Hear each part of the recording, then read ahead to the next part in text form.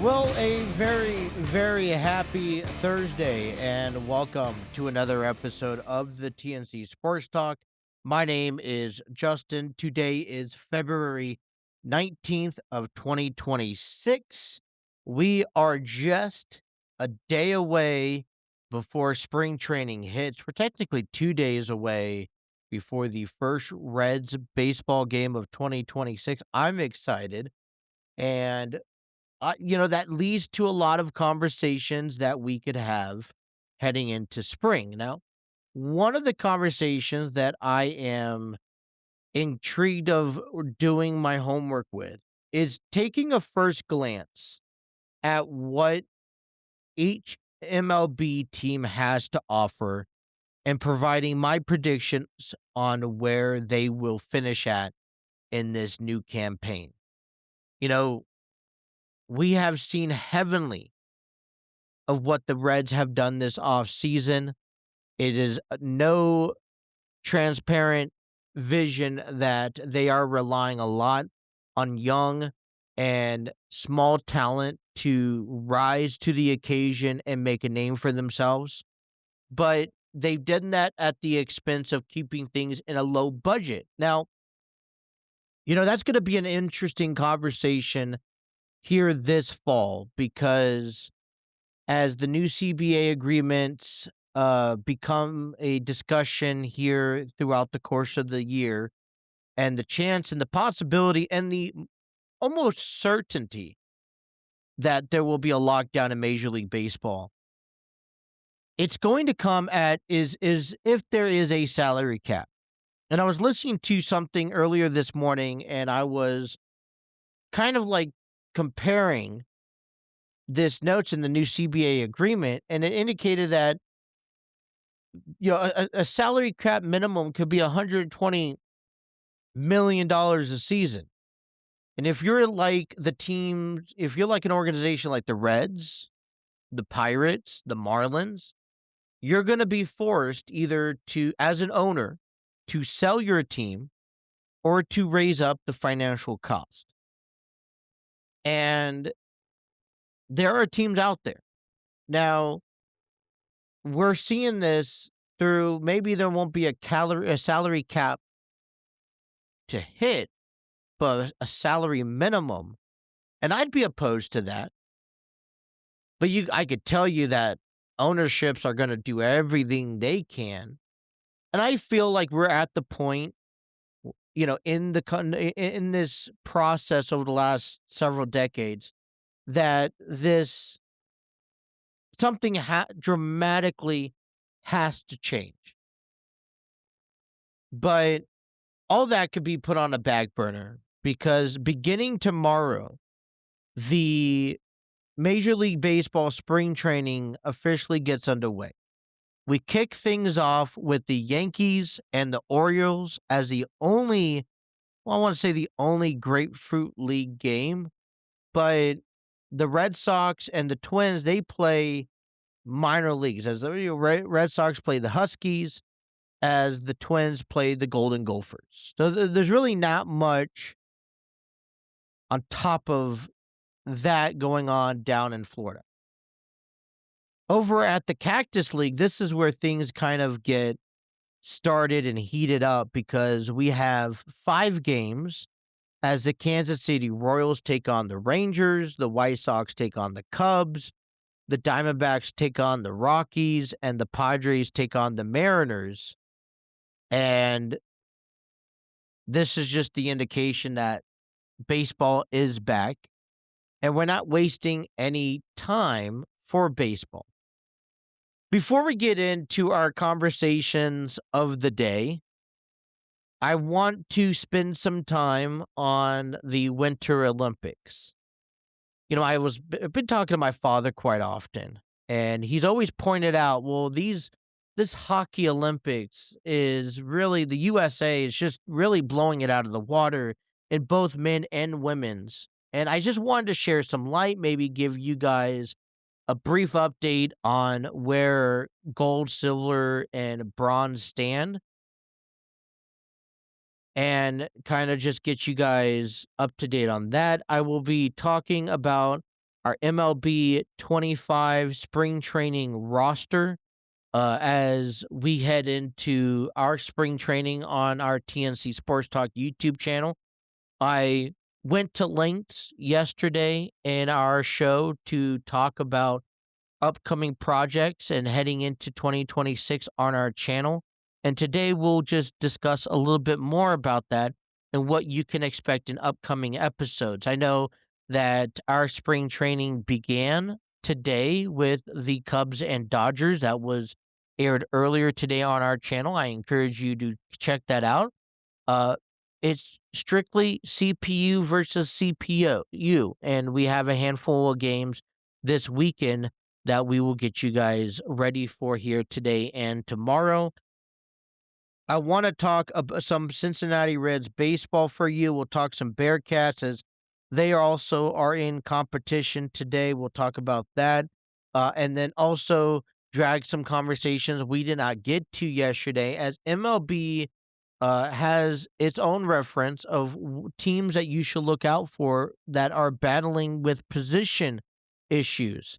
Not necessarily issues, but there's some interesting battles out there with teams looking to fill in and figure out who's going to get the starting nod, whether it's in a rotation, the bullpen, or at a position on the field. And then I want to talk some Cincinnati Reds baseball about how are we going to approach this season and how can we overcome some of these obstacles? What must happen in order to do that? But let's get down into the Winter Olympics. As I mentioned, it's been a hot topic here the last few weeks, watching the men's and women's hockey teams kind of just dominate the Winter Olympics in their sport. Men's U.S. team has only, I don't think they've lost a game, in my understanding. They beat Latvia or Latvia 5-1 back on February 12th. And then on Valentine's Day last Saturday, they beat Denmark 6-3. And then they beat Germany 5-1 the day after. They are coming off of a very impressive win in overtime last night as Quinn Hughes had the game-winning goal against Sweden in overtime, and this is that was in the quarterfinals. This will lead them to the semifinals, which will take place tomorrow at 3:10. You can watch it on NBC. The winner, they'll be facing Slovakia. The winner of that game will go on to compete in the gold medal matchup on February 22nd, which is this Sunday at 8 a.m. Television time has yet to be determined. And then the loser will go on for the bronze medal on Saturday at 2:10 p.m. So if you're looking for some men's hockey, then this is what to look out for. This game tomorrow is going to be very exciting.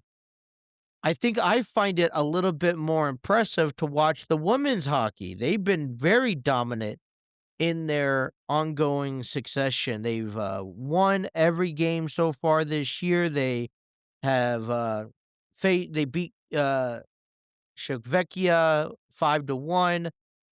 They beat Finland 5-0. They beat Switzerland 5-0. They beat Canada 5-0. Earlier last Friday in the quarterfinals, they beat Italy 6-5, and back on a couple days ago, I'm going to say I think it was Monday the 16th, they beat Sweden 5-0. They compete for a gold medal position here today. As a matter of fact, the game's already taken place at the time of this recording, and so I'm actually excited to see what the return is. We'll have to talk about it tomorrow.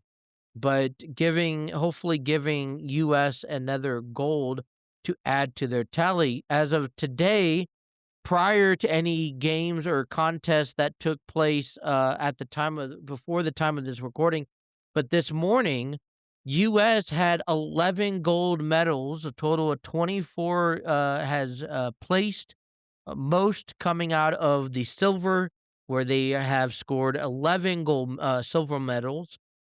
Italy is above them with 26 medalists, and then Norway is above that with 33. So we have some places we need to catch up. The highest Norway has had is actually figures in gold.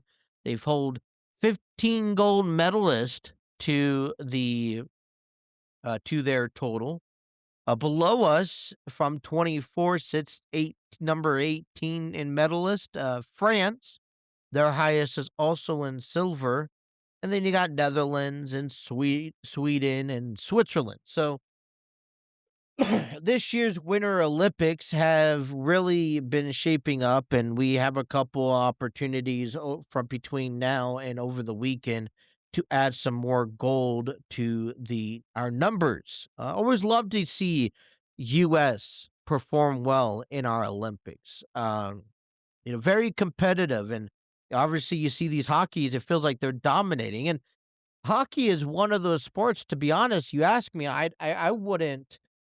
It's a little bit more difficult for me to go out there and watch hockey on a daily basis. I try my best to follow the Cyclones, but there's just not. I kind of get lost track halfway through. So trying to follow hockey on a professional level, something I don't necessarily do so well. So to be able to watch, but to be able to see our hockey team be represented in the Olympics, and they actually are having a pretty good run, especially women's hockey that haven't had a lot of great turnouts. To see them thrive is another big, great thing to watch and to see and to talk about. So I haven't I've watched a little bit of Olympics. I think that I've learned as I've gotten older, if it comes on TV, I'll tune into it. There's nothing much else to watch, but it is fun to watch our, stars, the people who represent USA, to win gold or silver or bronze or just a place um, in any of these winter sports. And then, you got the summer sports coming. I can't wait for that either. But it's going, it's so far so going so well, and to see them in the top three, I'm very, very well satisfied.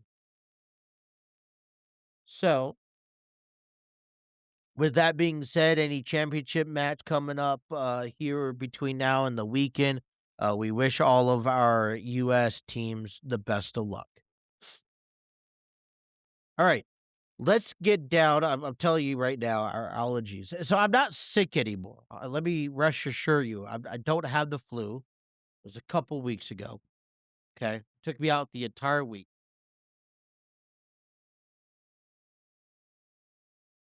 But on top of that, we have out here we have changed. I don't know what's going on because for the past couple weeks I have been dealing with sinus issues, and I don't think it's a sinus infection, but it's it's been kicking my butt because trying to look presentable, trying to sound presentable has been a real challenge over the last couple weeks. I've lost the flu last couple weeks ago. Since then, I have had allergies left and right. It has been nonstop. No matter what I take, no matter what I do, nothing's working. I'm doing saline sprays up the nose. I am doing hot showers, trying to flush it out of my system. I've taken Zyrtec and Claritin and Benadryl, and nothing seems to really help. To be honest, it's just a little bit of this congestion, cough, which I feel like I've gotten over the most of it, but this sinus is really flaring up, and I don't know how people do it on TV. I don't know how people do it on radio. I got to take a one-on-one class and maybe a college course on it. I don't know. All I know is I need to get rid of it because I'm sure you guys hate listening to me have to pause every 5, 10 minutes to blow my nose or to clear my throat. I'm trying to stay hydrated. I'm drinking plenty of water. I'm drinking tea and trying to, put some honey into it. And man, nothing seems to work. Otherwise, I feel great, excited. But I'm sure that me being under the weather also distracts from trying to get these stories across. But I digress. I'm venting about this because, man, it's also nicer outside, right? It's like in the 60s, right? 56 right now, a little cloudy outside, expecting some rain later on. Not looking for that because there's a lot of dirty rain coming around and it just makes our cars dirty and there's one thing after another. Anyways, but the weather's been nice. It's springtime. Pollen's in the air. I got to account for that. So, anyone else could relate to having sinuses and it being effective where it takes you out of commission, where it affects your performance, whether it's in the office or at work? I hate it. And I've arguably been really good with my allergies here lately. All right. So, yesterday on our program, we talked about our plans for MLB 25, the show, and the gaming side of our YouTube channel, right? Uh, I was kind of shared with you kind of everything that I have going on and how busy I can be throughout my week. And one of the things that I had to weigh upon, and there's a lot of thinking towards this, was if I was going to bring back the gaming side to the YouTube channel. Now, my YouTube channel is what we started our podcast on. And my YouTube channel is also where I started transitioning from our podcast to a gaming channel as I stepped away from podcast. It kept the channel active, relevant, and posting content. And it was because of the MLB The Show 25. It was because of WWE 2K Series Universe mode. And it was because of the NFL Madden franchise mode series that our channel is where it's at today. We are well over 1,000 subscribers, and I thank each and every one of them. We are well over uh, several thousand videos. And as we try to implement, I know right now I'm only providing audio, and I'm hopeful that that changes. It creates a little less time for me to have to go in and edit and get all that stuff back and go through. And it takes another hour or two that I don't have the time for at the moment.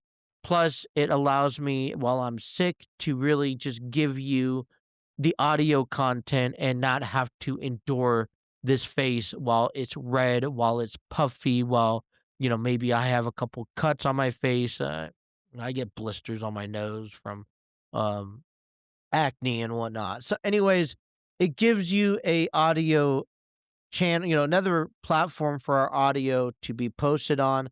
But I want to keep the podcast going and I want to keep the gaming going. And how I'm going to do that is by trying to combine what I've done over the past few years with our MLB The Show series and try to give you the best of both worlds. Now, this is different. This is my own take on it. Maybe you agree with it, maybe you don't. Maybe you don't care about it, and I do apologize.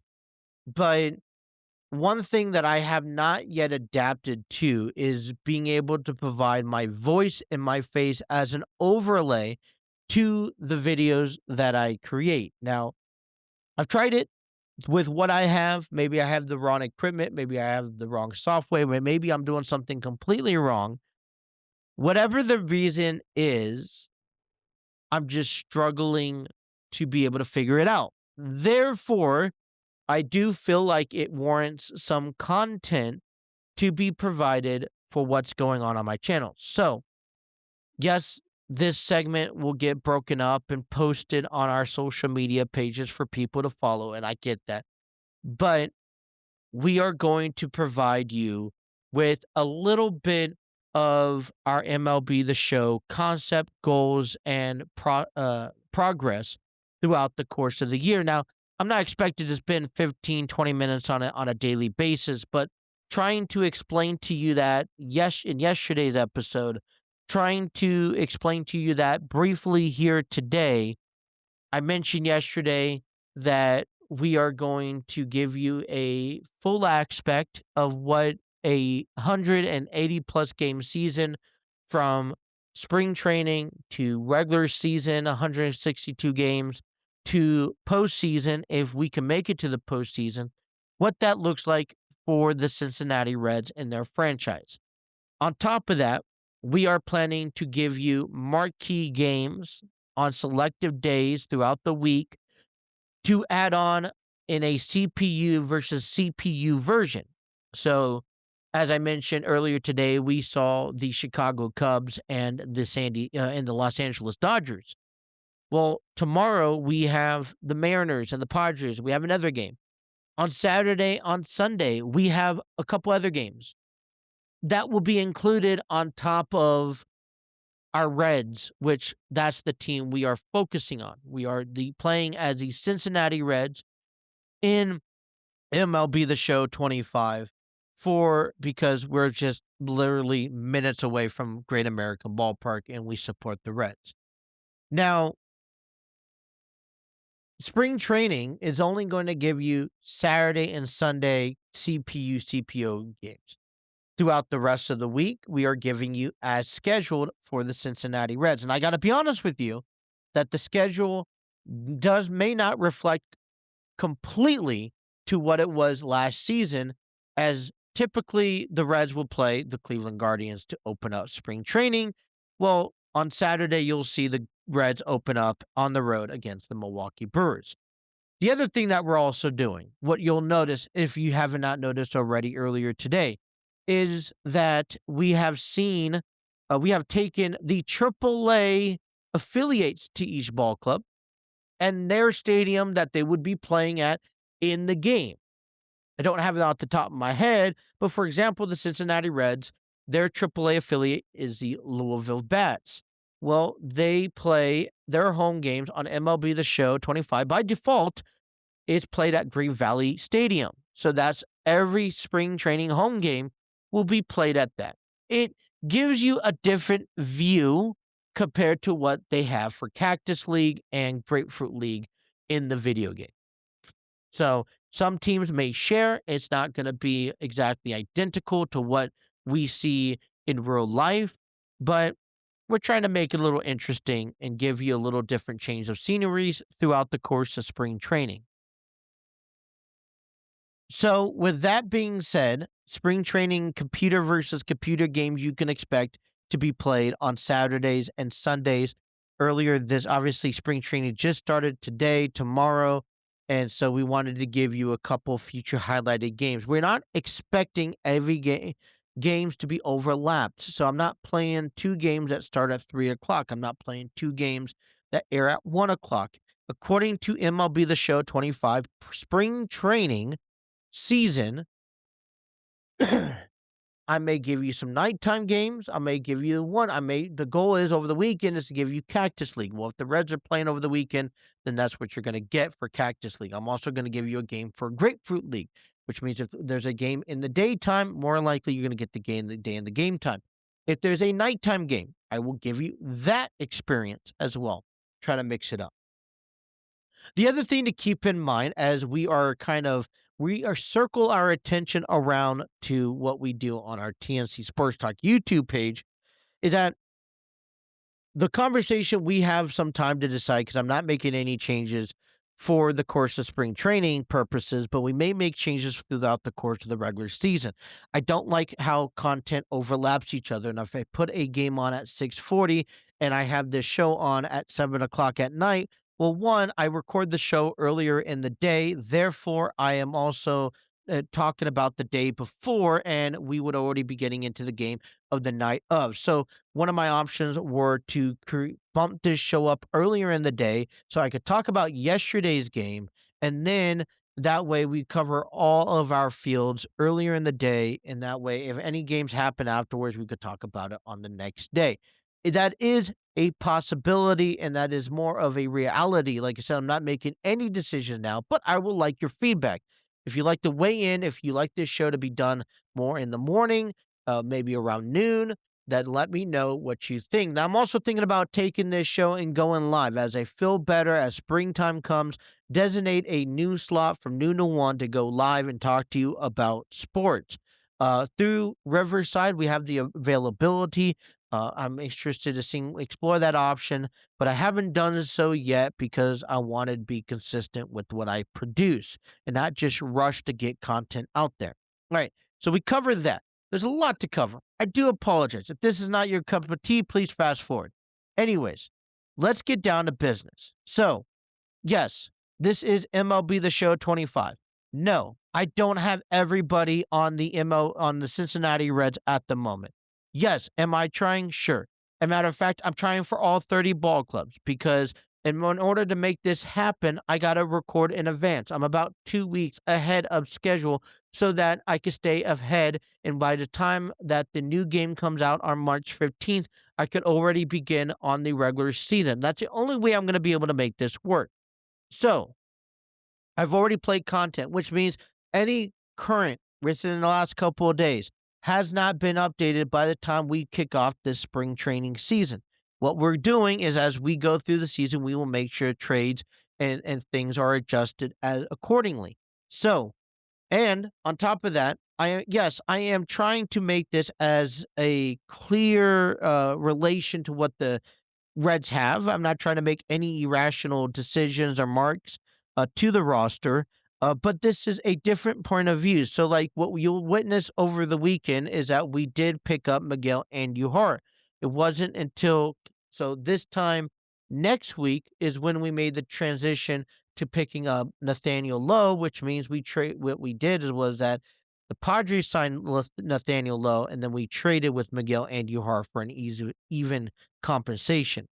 So, this is based off of MLB The Show 25. I understand that the overall roster will be a little bit different come in 2026 when we get the game here in a couple weeks.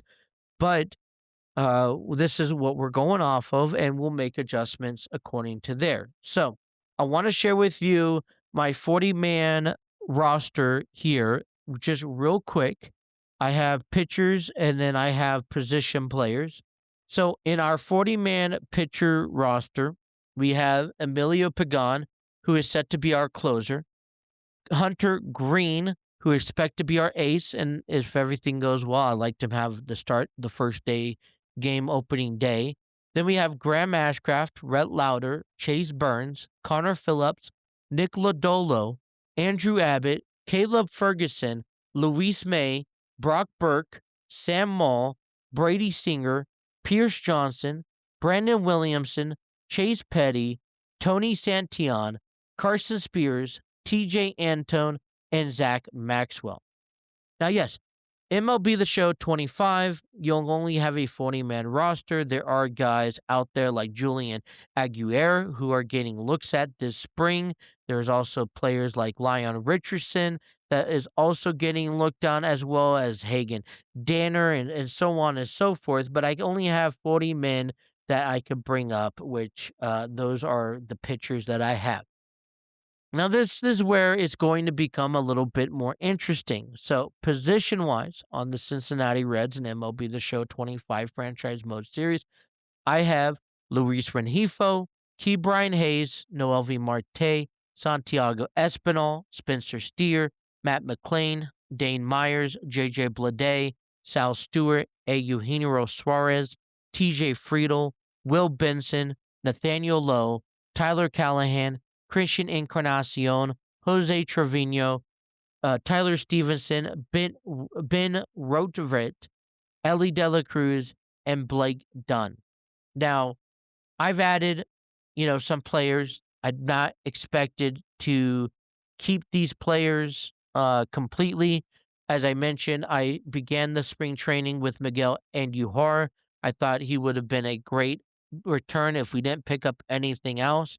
But knowing that we picked up Nathaniel Lowe, you just can't keep everyone, right? So I made that easy swap. I was originally having Spencer Steer at first base and considering either Sal Stewart or Christian Encarnacion coming off the bench. I also had but because of the Nathaniel Lowe, I can move Spencer Steer to the outfield. He's now placed in left field, and that's about a week from today. You'll start seeing that transition. I also added Luis Rengifo, brought back Santiago Espinal.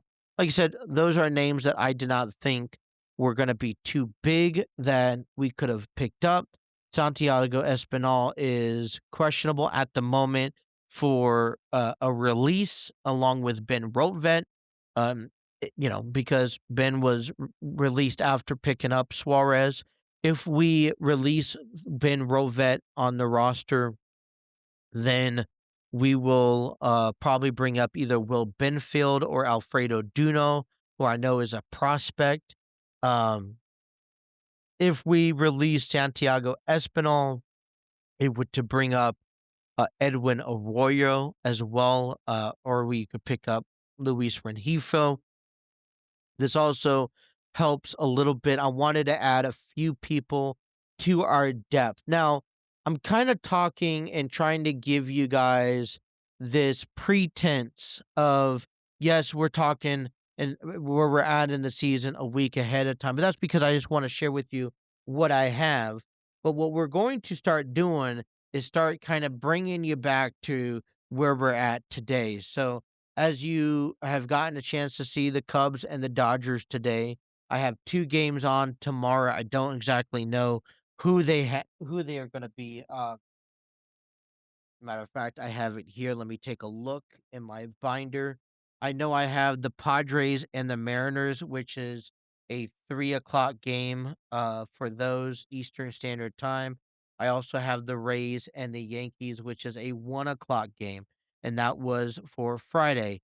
On Saturday, we have the 1 o'clock game between the Astros and the Mets before the Reds kick off against Milwaukee. That's at 3:10. On Sunday, we have the Toronto Blue Jays take on the Boston Red Sox before the Reds take on the Giants. Excuse me. Then on Monday, we have the Dodgers take on the Reds. Then we have Then we are off on Tuesday before we're playing the Angels on Wednesday. Then on Thursday, we are taking on the Arizona Diamondbacks, followed by the Athletics before we get into the weekend and we take on the Padres and the Cubs. So, the concept, I'm going to bring you back a few steps, but the concept is to is to play ahead of time, and I have to. So I have enough time to edit and post, so I'm not running behind. And that is because, excuse me, between what I do here on the show and my efforts with Enlightened Studios, it gives me enough time so I'm not behind on the schedule. And the concept is to maintain it. So it's a lot of information. You spent the last 20 minutes talking about it again. Tomorrow, I will spend a little briefer time, okay? Because I think you guys have understood it by now.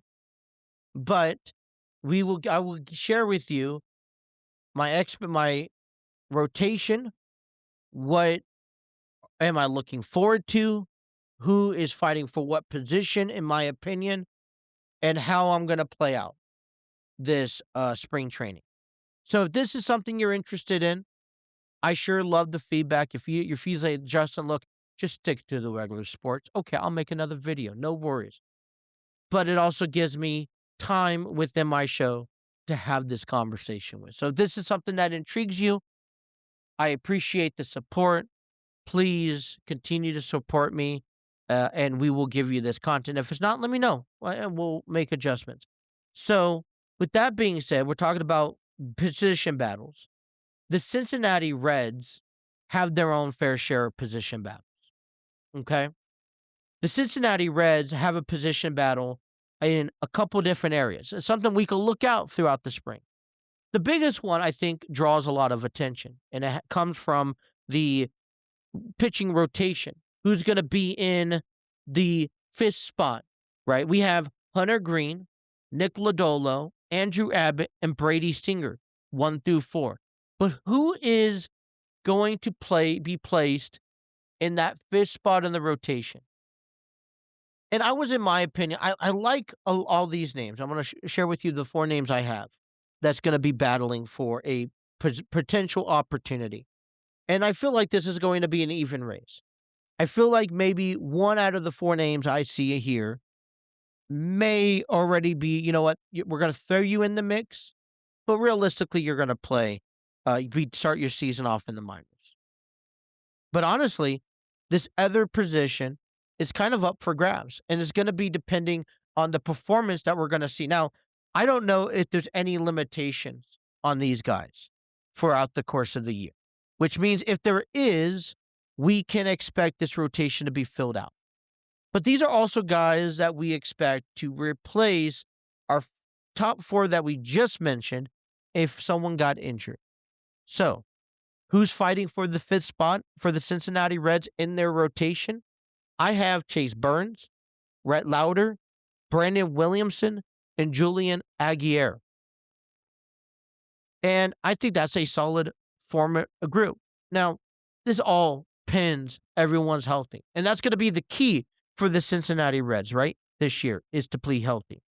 But if they're capable of being healthy, this will be an interesting battle. Now, I saw a little bit more from Chase Burns last year. I think that's why I'm just prone of going and following through with Chase Burns. But there's nothing wrong with Rhett Lauder. He's a prospect, a rookie prospect with the organization. I think Brandon Williamson has been on this climb. I feel like he has struggled throughout the years to find his own ways through the rotation. That's what's kept him from coming up. He's not your number 1 pick, but bringing him up at some point, and it's either going to sink or swim, to be honest, that creates that battle. And what I like about this is that there's lefty and there's righty, and it's in the fifth spot of the rotation. That means we are comfortable with the 4 guys we have out there, 4 out of the 5 days throughout the week. And I'll take that. Now, no, we're not going to win 4 out of the 5 games every single week, no, every single pitching rotation cycle given. And sure, there is still questions about Nick Lodolo, if he's the same player as he was before he got injured. Hunter Green got injured, and he has a gripe that he wants to get back. Andrew Abbott, has a little bit of pressure, and Brady Singer is getting older. Sure, there is questions, but I like this group of guys. I like the chemistry that they built among each other. I enjoy watching this unfold and seeing these are our 4 guys. You are our 4 guys. The order may be a little bit different, but the concept is that you are going to lead this team. You stay healthy, you stay efficient. Your focus is to go out there every 5 days and pitch. Now, we have that 5th spot open. We don't just have 1 rookie or 1 youngster in there. We have multiple opportunities. So if Chase Burns is on a pitching limitation, then he is going to be able to get backed up by Rhett Lauder. Well, guess what? We could use a longevity pitcher. I say this every year. We could use someone who could give us 2 to 3 innings out of the bullpen. A couple years ago, I still referenced to Graham Ashcraft. I also referenced to Carson Spears or Chase Petty, but maybe the opportunity opens up to a Brandon Williamson where you see the major league role. Maybe you're moved to a bullpen perspective, and sure, you'll get your 1-inning outings, but if you need a little bit of help and we're kind of in a tight position, we need you to eat up an inning because one of our starters had a bad day, or we're tied going into the 14th inning, and we need you to pitch, 2-3 innings to get us by, then that's what it would be called for. So we have room for improvement, in my opinion, on this matter. Okay. But the pitching isn't the only conversation that will have worthy enough battles. Okay. I think with the addition of Nathaniel Lowe last weekend adds some conversations and some challenges that guys like Sal Stewart, guys like Christian Encarnacion Strand, and even Spencer Steer would be having to face some competitive battles. So we know Nathaniel Lowe is a left-handed hitter. He knows that he can bring a little power to the plate too. And he is an everyday first base, which means Spencer Steer can focus his time on left field, and that adds depth to the outfield, right? Now, I know our main focus is Sal Stewart, and I want to keep that focus on it. And he had an impressive season last year down in the minors, and it would be intriguing to see how he progresses into and makes that transition into the major league roster this year. But picking up Nathaniel Lowe doesn't just provide insurance at first base. See, Sal Stewart can also play second base if needed, or even third base.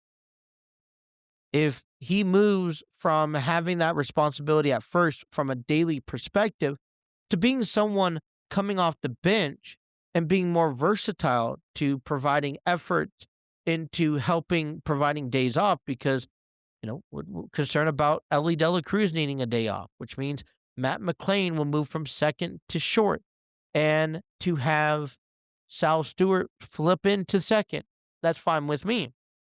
And that's actually very helpful.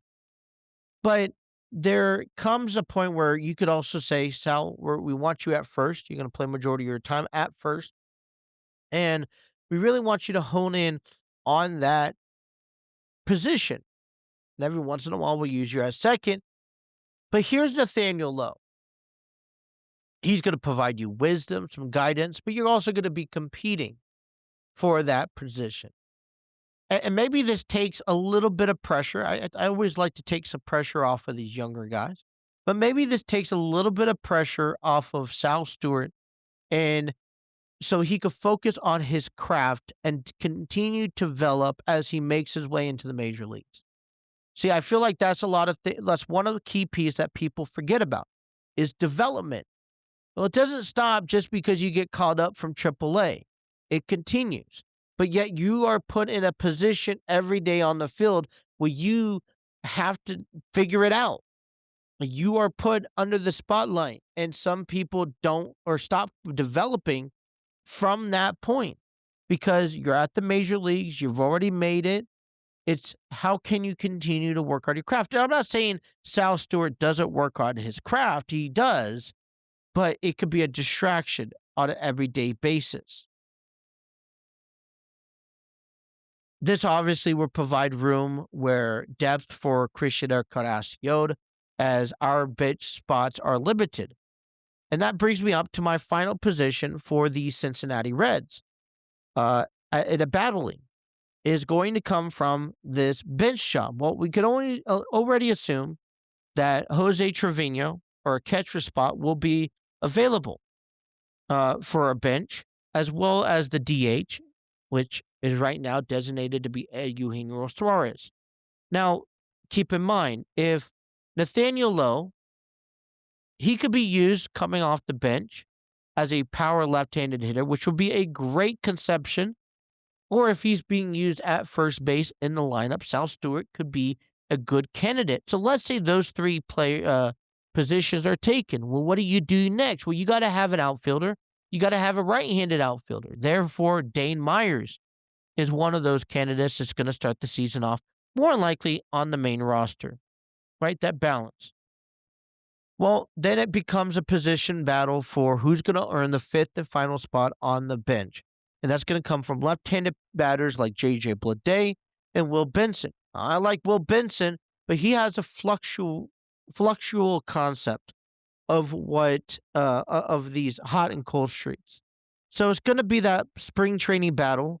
Benson has a little bit of competition with another left-handed bat And it's going to be interesting to see how JJ Bleday brings competition to that standard.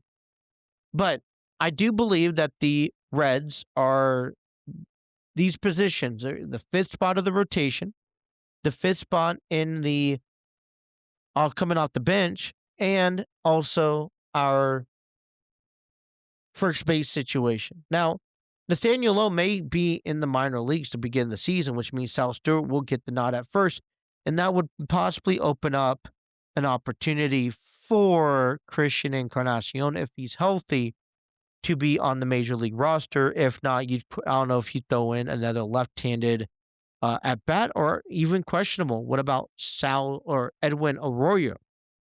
So those are just key people that we'd be looking out for 2026 in spring training and how the Reds plan on filling those positions. Well, the Reds don't just have those positions to fill, right? They're not the only teams that have issues. Here are 10 position battles ahead of the 2026 opening day. Includes Mets outfield, Dodgers rotations, and Ren infield. This is on CBSSports.com, written by Mike Axia. He wrote about a day ago.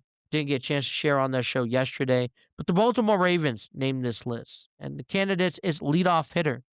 And the candidates you have is Gunnar Henderson, Taylor Ward, and even Jordan Westburg as possible candidates.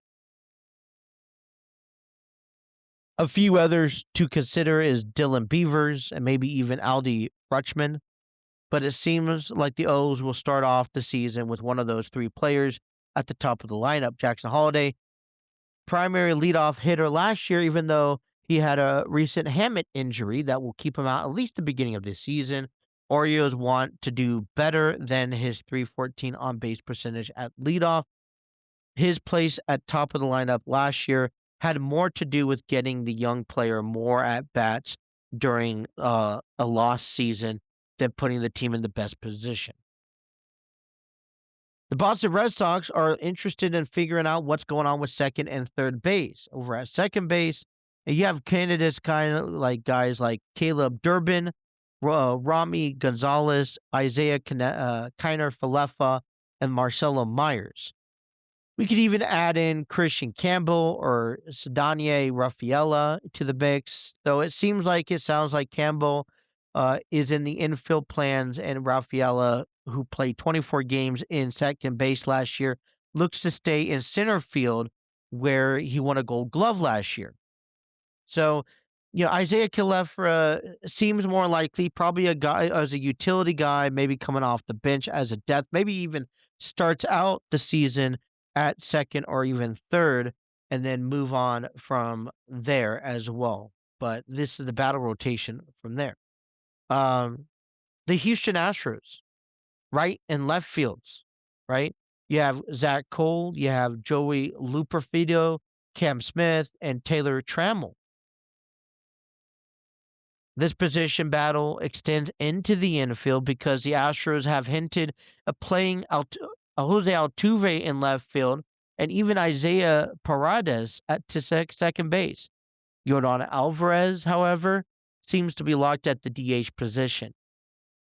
Jake Myers in center field is about the only part of the Houston's outfield that can be considered even remotely settled, and even that's not given. The Astros could give Smith, who moved from third base to right field last year, time in center this spring. Let's not forget about the Dodgers, number 6 starter. Yes, that number 6 starter. Candidates come in like Kyle Hurt, River Ryan, Gavin Stone, and Justin Robleski. Dodgers use a full-time 6-man rotation because Shohei needs one to manage his workload. Snell's opening day availability is in question because he played his off-season routine after being heavily used last postseason. You want to ramp it up, but you got to take time to get healthy, he recently told California Post, which leaves the open rotation to a spot behind Rotani. You have Glasnow, Sasaki, Shaheen, and Yamamoto. These are those four pitchers that are coming off of surgery, or three of those four pitchers are coming off of surgery, who becomes a trusted bullpen option for October. So the design for the Dodgers is that you initially come in with six, you plan ahead, and see. The thing is that the Dodgers have the balance and the room to balance all that fun stuff out.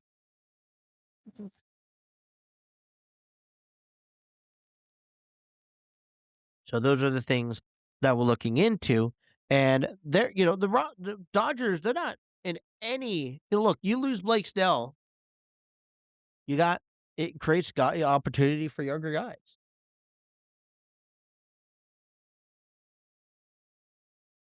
Um, excuse me. Um, and so these are just things that play tribute to that. But then also you have the Milwaukee Brewers. It means a lot of off-season deals. They got Luis Renhinfew at third base, David Hamilton, Brock Wilkin, and Jet Williams.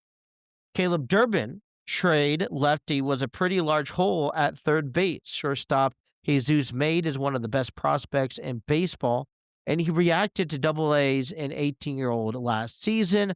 As much fun as it would be, I'd say there would be a hard time seeing him make it to the majors. Maybe jumping up to AAA, but over that this season is a little bit, optimistic. But you would be bumping up Joey Ortiz back over to third to make losing term solutions. Brewers figure to have a stopgap at the hot corner. Now, the prize was Freddie Peralta, who moved. You have some options here. I would say that I would like to go with maybe Renhefo, at least to start off the season, and then move from there. Let's also include the Mets battles. Their focus point is in right field. You got Brett Beatty at third. You got Carson Bench at right. MJ Melendez in left. Tyrone Taylor in right field. Brandon Nimmo, the club's longest tenure player who was sent to the Rangers for Marcus Semien a few weeks ago. The trade makes the Mets a much better defensively on the infield, but also leaves pretty sizable hole to the outfield. Enough they never really seem to make a serious pursuit to Cody Bellinger or to Luis, and the Luis Roberts pickup solves center field, and Juan Soto is shifting back to left. Right field is a position without a player. Give the Mets a truth serum, and I'm certainly would tell you that they want a bench, top position player prospect who to win the uh, who would win that position in spring training, um, would probably be something to look out for. So based and unless I think we have two more. Let's look at two more. No, three more. All right, real quick. Let's jump through these. Gosh, I didn't know how many there were. Actually, four more. All right. So the Texas Rangers have the center field battle opening up. Evan Carter, Sam Haggerty, Michael Hellman, and White Langford.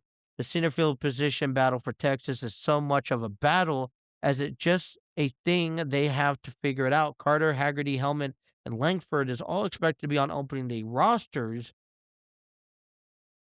Carter and Langford's everyday players, and Haggerty and Hellman are platoon bench guys. New additions is Brandon Nimmo, which shifts us over to right field. So who do the Rangers want in left field, and who do the Rangers want in center? Which is going to be the question. We have the Tampa Bay Rays that's looking out for a closer this year. Garrett Clevenger, Griffin Jacks, Edwin Uceta. Perhaps a generous to consider the Rays to a contender given the division play in the fact in the 180 games in 2024, 77 games in 2025. Listen, the AL East is a tough division. So it would be important for the Rays to at least highlight one person that would primarily fill that role in as a closer. That's something that's going to be given over the field of time. All right. What about the San Diego Padres? Number 4, number 5 starters in the rotation. They got Kyle Hart, J.P. Spears, Randy Vasquez, Matt Waldron. They just picked up Walker Buehler, Griffin Cannon, Marco Gonzalez, Jermaine Marquez, and Tristan McKenzie. To this point, those are the last two spots for the San Diego in the rotation. Michael King and Joe Musgrove and Nick Pivetta will occupy the top of those three spots, whatever order. Then it can be opened up for conversation. So, I mean, where do candidates lie? I feel like the Padres have a good battle in front of them to look at that. The Phillies look out for center fielder options as Justin Crawford and Johan Rojas come into the offseason training reshape. Their lineup didn't really happen. Nick Castellanos was out in right field. Now it's going to be Adolis Garcia. The infield is unchanged with JT Realmuto behind the plate. Center field stands as the single biggest position change. And where Crawford poses to unseat Rojas, Crawford slashed a .334 batting average last season in AAA and is one of the Phillies' best prospects. So, those are, I know that was a quick rundown, but those are what we are looking into when it comes down to MLB teams having some battle position. And I don't believe that the whole announcing your starter for opening day before the spring trading even starts. But this is also something that we are, that if you are a team looking for these positions, and these are good battles, right? We're looking to fill in position. You have depth, and it's going to be certain. And, who fits in the 4 5th spots. If you could have 3 of your 5 pitchers in a solid front, you already know who they are. You know where they come from. You know that as long as they still stay healthy during the spring, they are going to be your top 3 guys. It is easier. And you look at the Padres, they have depth in the rotation now. And I think they have more than depth. I don't know if they could keep all of them. And whoever they can't keep, they're going to have to set 2 of them is going to get the nod for opening day. And the rest are either going to get in the bullpen or go down to the minors. And it creates a good problem for the Padres. And I think the Reds have a good problem because we have developing talents and we only have 1 slot to fill. Closers is a good problem. You have multiple people that, it's not like they're not worth being a closer. But I've also seen teams come throughout the year where they play, they use multiple relief guys coming into the bullpen. A series scenario-based format. And then we get into position, center field, outfields. And a lot of that's going to be, we can't determine now. We're just going to have to place players there. How do they form defensively? And who's going to have the better spring training at bats? And those are going to, those are meant to change, right? So those are great attributes to have. And I'm excited to see what spring training holds. That officially begins tomorrow. Cincinnati Bearcats will begin a 4-game series with UAB in Birmingham, Alabama tonight at the Young Memorial Field. Beginning today, and it'll be available on ESPN all weekend. They got 2 games today and tomorrow at 3 p.m. and then at 2 p.m. Saturday and Sunday. They took on Jacksonville State in a 3-game series. They took 2 out of 3. They won the first game 11-5. They won the second game 6-5. And they lost the third game. They got shut out 1-0. They beat Auburn, number 9 Auburn last week, 8-0, or earlier this week on Tuesday. So Cincinnati Bearcats back at it, full baseball. They begin their home opener next Tuesday against the Bowling Green at 4 p.m. So if you don't have tickets, let's get out there, support the Bearcats in college baseball. That's just got out of the way. Well, this is all the time we have for you guys today. Hope everyone enjoyed today's podcast. We'll be back tomorrow to wrap up another week. We'll get you guys ready for weekend sports, WWE, and so much more. Be sure to follow us on our social media pages, like, share, and subscribe on our YouTube page. And be sure to follow us on our audio podcast. And until tomorrow, you guys have a wonderful rest of your evening.